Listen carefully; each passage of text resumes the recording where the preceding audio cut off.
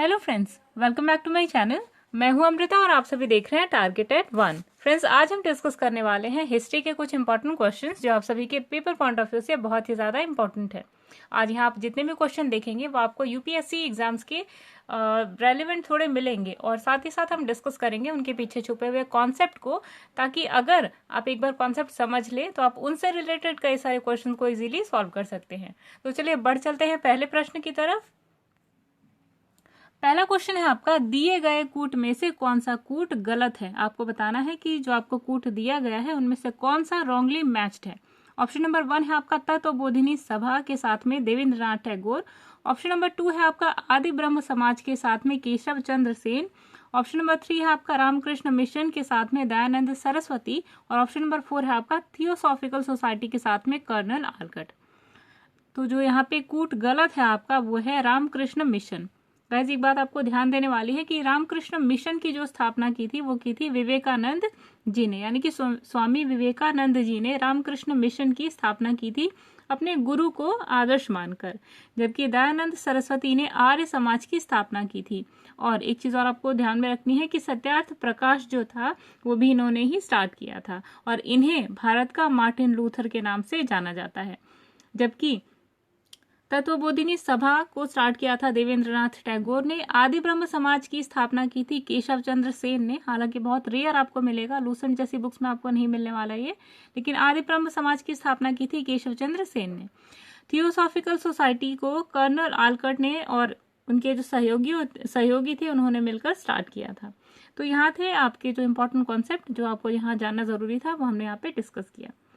चलिए next question पे आते हैं। नेक्स्ट है आपका, जैन धर्म की प्रथम संगीति किस स्थान पर हुई थी। बहुत इंपॉर्टेंट क्वेश्चन है गाइस, कई बार आपके एग्जाम से पूछ लिया गया है यूपीपीसीएस में। तो जैन जो धर्म है उसकी प्रथम संगीति हुई थी आपकी पाटलिपुत्र में। पाटलिपुत्र में 300 ईस्वी पूर्व में हुई थी आपकी ये प्रथम संगीति, और जो उसके अध्यक्ष थे उनका नाम था स्थूल भद्र। तो ये कॉन्सेप्ट आपको जानना जरूरी था। नेक्स्ट क्वेश्चन है आपका, गोमतेश्वर की मूर्ति किसके द्वारा बनाई गई थी। आपको पता है कि जो गोमतेश्वर की जो मूर्ति है वो हमारे भारत की सबसे ऊंची मूर्तियों में से एक मानी जाती है। तो ये कहाँ पे स्थित है, ये स्थित है गाइस श्रवण बेलगोला में। तो आपको ये भी अपने माइंड में रखना है कि जो गोमतेश्वर की मूर्ति है वो श्रवण बेलगोला में स्थित है। अब इसके बनाने वाले का नाम क्या है, तो इसको बनाने वाले थे गंग वंश के जो राजा थे, उनका मंत्री था। मंत्री आपको नोटिस करना है, राजा नहीं, गंग वंश के जो मंत्री थे चामुंड।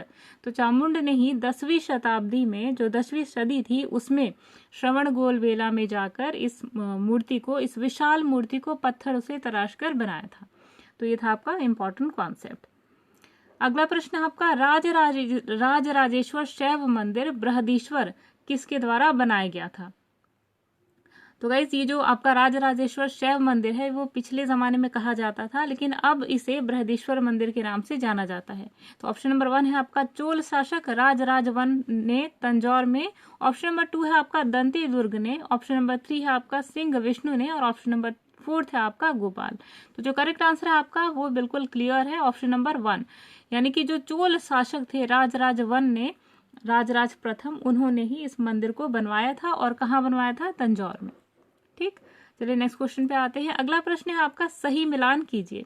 तो गाइस, ये जो आपका क्वेश्चन है इस टाइप का, सही मिलान कीजिए, बहुत ही ज्यादा इंपॉर्टेंट है, क्योंकि आजकल आपको एग्जाम्स में इसी टाइप के क्वेश्चन देखने को मिलेंगे, जहां से आपके जो एग्जामिनर्स हैं वो आपको कई सारे कॉन्सेप्ट एक बार में आपके परख सकें।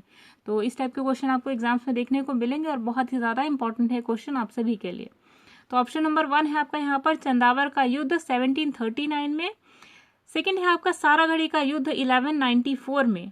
थर्ड है आपका करनाल का युद्ध 1579 में। और लास्ट है आपका हल्दीघाटी का युद्ध 1897 में।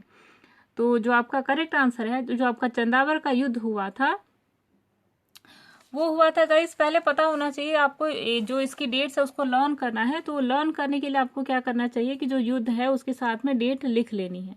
तो आपको याद रखना है कि जो चंदावर का युद्ध था वो 1194 में हुआ था, ठीक है ना। और जो आपका सारागढ़ी का युद्ध है वो हुआ था 1897 में।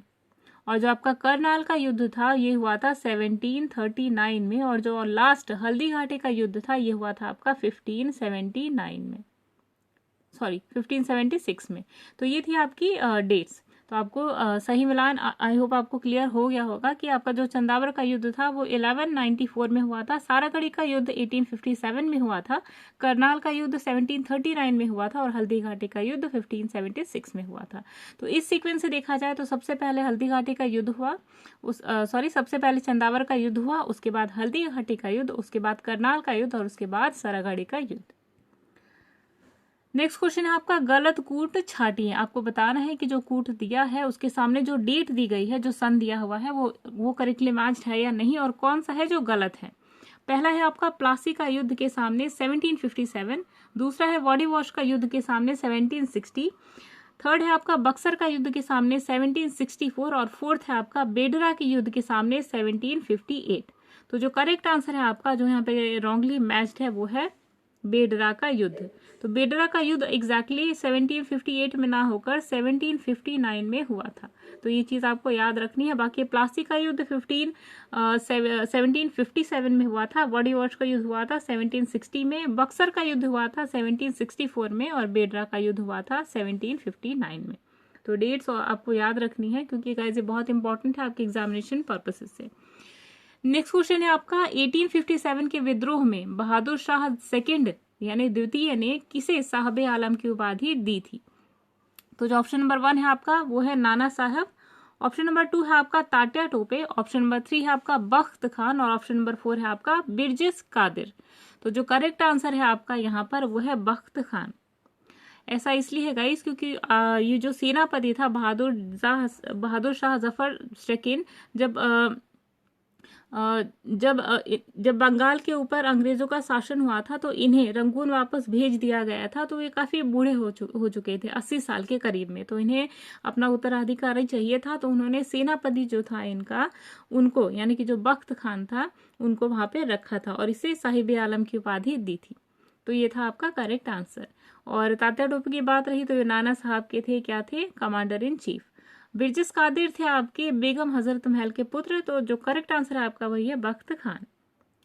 नेक्स्ट क्वेश्चन पे आते हैं, गांधी जी ने किस आंदोलन के बाद अपनी उपाधियां त्यागी थी। आपको बताना है कि ऐसा कौन सा आंदोलन था जिससे नाराज होकर, जिससे रुष्ट होकर गांधी जी ने अपने जो उपाधियां थी उसको त्याग दी थी।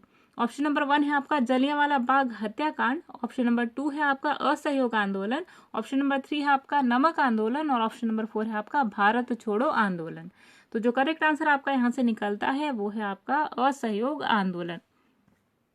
गैस क्या हुआ था कि जब नमक कानून तोड़ा गया था उसके बाद 1 अगस्त 1920 को जो गांधी जी थे उन्होंने जितनी भी देशी चीजें थी उनको अपनाया, खुद का नमक बनाना स्टार्ट किया, खुद के यूनिवर्सिटीज कॉलेज खुलवाए गए, कई सारे विद्यापीठ खुलवाए गए ताकि जो विदेशी शिक्षा है उनके माध्यम से विदेशी हमारे ऊपर राज ना कर सके। तो स्वदेशी अपनाया उन्होंने और बहिष्कार किया विदेशी चीजों का। तो ये था आपका असहयोग आंदोलन, ठीक है ना। और उसी आंदोलन के दौरान गांधी जी ने अपनी सारी उपाधियां त्याग दी थी, जो उनको कई सारी उपाधियां मिली थी। एक चीज और आपको याद रखने वाली है, जो कि जलियांवाला बाग जब हत्याकांड हुआ था तो क्योंकि गांधी जी इसमें नहीं पहुंचे थे तो उनकी यहाँ पर कोई भूमिका नहीं थी, लेकिन इस नृशंस हत्याकांड के बाद जो टैगोर जी थे यानी कि आपके रविंद्रनाथ टैगोर जी ने अपनी नायक की उपाधि लौटा दी थी, ठीक है ना। तो ये भी आपको यहाँ पर याद रखना है। नेक्स्ट क्वेश्चन पे आते हैं। अगला प्रश्न है आपका, भारतीय राजनैतिक चेतना उत्पन्न करने वाले पहले व्यक्ति कौन थे। ऑप्शन नंबर 1 है आपका दादा भाई नौरोजी, ऑप्शन नंबर 2 है आपका गांधी जी, ऑप्शन नंबर 3 है आपका मंगल पांडे, सॉरी ये गलत हो गया, मंगल पांडे, और 4th है आपका राजा राम मोहन राय। तो जो आपका करेक्ट आंसर निकल कर आता है वो है राजा राम मोहन राय। राजा राम मोहन राय काफी पहले से इनका योगदान था, सती प्रथा, बाल विवाह, इन सबको रोकने का जो काम था इन्होंने स्टार्ट कर दिया था। गांधी जी बहुत बाद में चलकर आए, जब टाइम थोड़ा सा और आगे बढ़कर चला गया था। मंगल पांडे ने ऐसा नहीं किया क्योंकि वो बैरकपुर के एक सैनिक थे किसी बटालियन के। और दादा भाई नौरोजी थे, दादा भाई नौरोजी का एक काम था कि इन्होंने कांग्रेस का नाम बदलकर INC यानी कि इंडियन नेशनल कांग्रेस रख दिया था।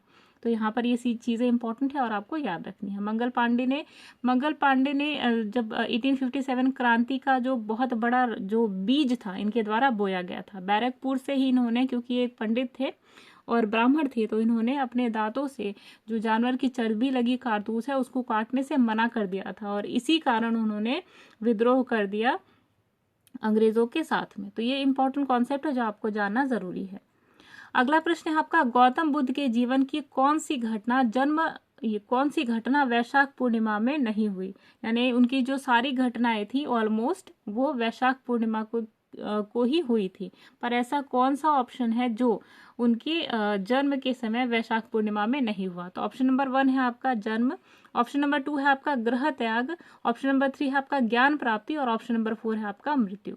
तो जो करेक्ट ऑप्शन है वो है आपका गृह त्याग, यानी कि जो बुद्ध जी है उनका जन्म भी हुआ था वैशाख पूर्णिमा को, ज्ञान प्राप्ति भी वैशाख पूर्णिमा को ही हुई थी, और मृत्यु भी वैशाख पूर्णिमा को हुई थी। और इसी वजह से जो आपकी वैशाख पूर्णिमा है उसको बुद्ध पूर्णिमा के नाम से भी जाना जाता है, और इसकी छुट्टी भी आपके स्कूल में कई बार मिलती है। नेक्स्ट क्वेश्चन है आपका, मोती मस्जिद का निर्माण किसके द्वारा किया गया था?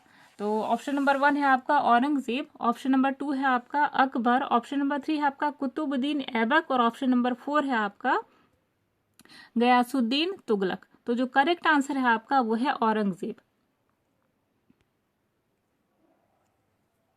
सबसे पहले जो मुगल मस्जिद थी गाइज वो काबुली मस्जिद बनवाई गई थी बाबर के द्वारा, और उसके बाद कई सारी मस्जिदें बनी, और उसके बाद मोती मस्जिद का भी नाम आया जिसे औरंगजेब ने बनाया था उस्ताद अहमद लाहौरी के द्वारा, और इसे लाल पत्थर के द्वारा बनाया गया था। और नेक्स्ट बात करी जाए अगर अकबर की, तो अकबर ने बनाया था अकबर की जो विरासतें थी, जो ऐतिहासिक विरासतें थी उसमें से है आपका बुलंद दरवाजा, ठीक, और इसे उन्होंने गुजरात की जीत के उपलक्ष्य में बनवाया था। नेक्स्ट है आपका कुतुबुद्दीन ऐबक, तो इन्होंने बनवाया था 2.5 दिन का झोपड़ा। इल्तुतमिश ने बनवाया था कुतुब मीनार, और अलाउद्दीन ने बनाया था हौजे खास। ये चीजें आपको याद रखनी है। नेक्स्ट है गयासुद्दीन तुगलक, तो इन्होंने तुगलकाबाद बनाया था। और ये जो जितनी चीजें यहाँ पर हमने डिस्कस करी है गाइज, ये आपको लर्न करनी है, क्योंकि ये सारी चीजें आपके एग्जामिनेशन पॉइंट ऑफ व्यू से बहुत ही ज्यादा इंपॉर्टेंट है। चलिए नेक्स्ट क्वेश्चन पे आते हैं। नेक्स्ट है आपका, सिंधु सभ्यता की मुख्य फसलें क्या थी? बहुत इंपॉर्टेंट क्वेश्चन है गाइज, कई सारे एग्जाम्स में आपने देखा भी होगा। तो पहला जो ऑप्शन है आपका वो है गेहूं और जौ, दूसरा ऑप्शन है गेहूं और चावल, ऑप्शन नंबर 3 है आपका जौ और चावल, और ऑप्शन नंबर 4 है चावल और गेहूं। तो जो करेक्ट आंसर है आपका वो है गेहूं और जौ, यानी कि जो सिंधु सभ्यता थी उसकी मुख्य फसलों में से आता था गेहूं और जौ।